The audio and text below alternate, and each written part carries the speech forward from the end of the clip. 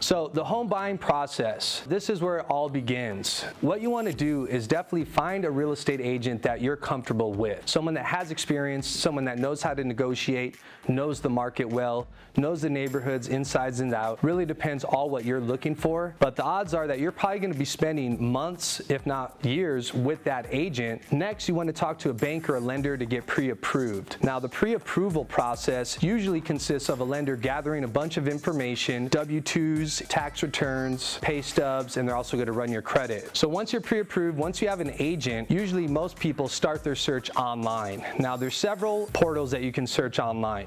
Redfin, Zillow, Realtor.com. There's a million out there. Us as agents, what we like to do is we like to set up a custom search, get an idea of exactly what you're looking for so we can tell you exactly what's on the market, and from there we'll be able to tailor your search and actually send you what you're looking for. Next, once you find something that you like, you're going to start the negotiation process and put an offer to the seller side. Once that starts, there could be multiple offers on the property. There may not be any offers on the property. Once that does start, that's when negotiations will start. If you're lucky enough and your offer is accepted, then you'll be opening escrow. Now, once you do open escrow is basically a third-party vendor. They capture all the money, the finances, the earnest money deposit, down payment, and they make sure the whole transaction actually funnels correctly. Once we get past that, we do a home inspection. Now, we always recommend that buyers do a home inspection, but it's not required. So it's really up to you as a buyer if you want to do that.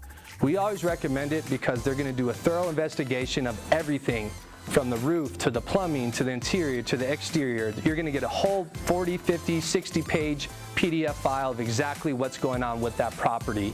At that point, if it does need a new roof, if it does need new plumbing, that's where you can actually open up a second round of negotiations and ask the seller to either give you a credit or fix those things that are wrong with the property.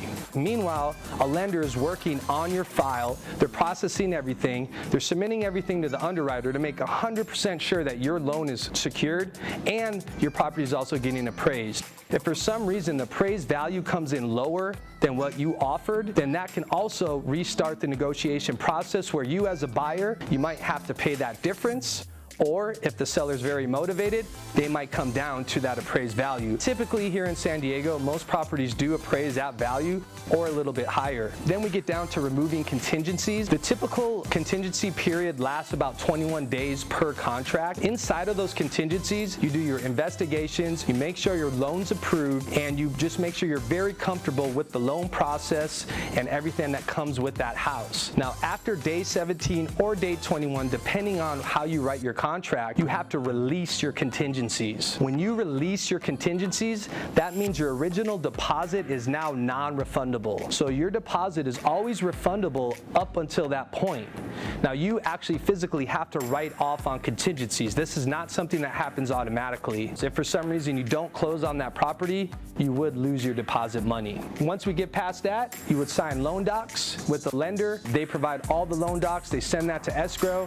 You complete that, you get through that, close on the property, move in, pop champagne, have a party, celebrate.